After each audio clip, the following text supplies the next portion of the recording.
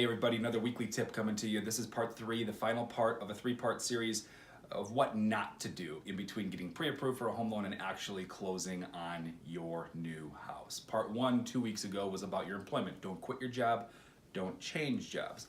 Part 2 was last week. That was all about your credit. Don't let anybody pull your credit if possible, and most importantly, don't take out any new debt.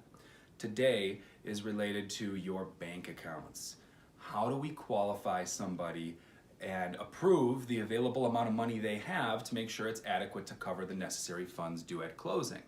So with every loan program, there's a 2-month look back period in your bank account assets.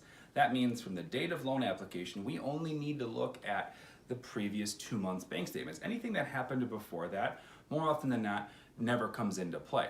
We don't care about that. But we do have to analyze the accounts for the last 2 months. Now, acceptable funds for closing would be existing money, obviously, that you had saved prior to that 2-month window, incoming funds for closing from your employment, so your payroll, incoming money, or gifts from a family member or sometimes even an employer. Gifts are allowed with almost every loan program.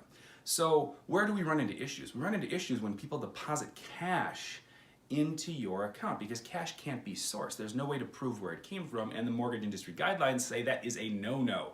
So cash kills. Do not deposit cash into any of your accounts. The other thing I recommend not to do is if you have a bunch of different bank accounts, retirement accounts, CDs, savings, checkings, don't move the money around all willy-nilly, because the more you transfer money during the in between pre-approval and closing, we have to source all of those transfers. And sometimes that can create a paper trail headache that if we can avoid it and prevent you from having to deal with it, that'd be awesome.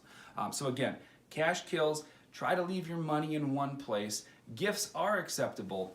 If you have any questions about where we can qualify funds for closing and what we can use to get you approved, give me a shout. There's a lot of great low down payment options out there, and I'd love to walk you through all of your available choices.